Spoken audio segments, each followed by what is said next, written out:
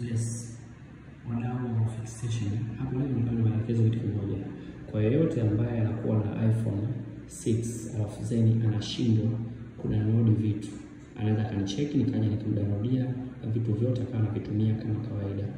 Yani kama vile WhatsApp, TikTok na nini, vitu vyote kudownloadia, unaendelea kuenjoy kwenye iPhone 6.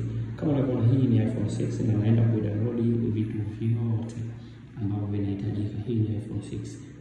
iPhone 6 Plus kama tunavyoona hapa. Na kwa yeyote atakayehitaji simu pia bei ni kitonga sana. Anaweza comment hapo, andika tu nahitaji.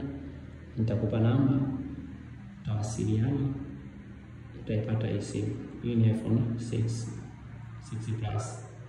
Hii simu iko poa sana, ni kila kitu iko vizuri sana. Unavyoona hapo.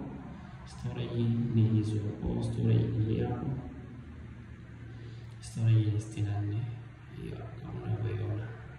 Storage yake ni 64. Ni iPhone 6. Kamera machine, yani kamera ni uhakika. Kamera yake ni hiyo hapo.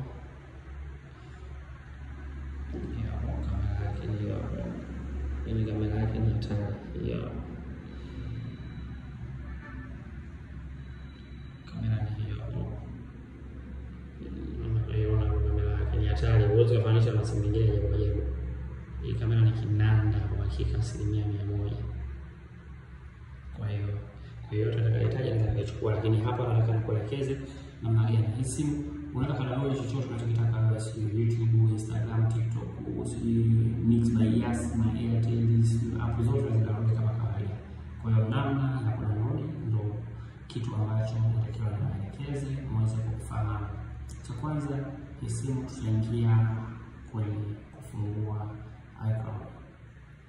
iCloud inategemea kama unayo tayari au kama huna, na kama huna utaingia hapa kwenye I don't have iCloud, create new au forgot Apple ID. Na kama unayo umesahau utaingia kwenye forgot Apple ID, lakini kama hauna kabisa utaingia kwenye create Apple ID. Hii ziko mara mbili. Unaweza kama unayo ya kwenye simu ya Android ila haiingiliani na huku. Kwa hiyo ukiwa nayo kwenye hizi Android, ukija huku itabidi uingie kwenye create Apple ID, afu zeni utaingiza kama unataka kutumia ile utaingiza ile utaitumia kama kawaida, ila kama hauna kabisa utaingia kwenye forgot. Kama unaweza kwenye create, na kama unayo umesahau utaingia kwenye forgot. Kwa hivyo tunaingia kwenye create. Ukiingia kwenye create itafunguka kama ifuatavyo, ila itakuwa na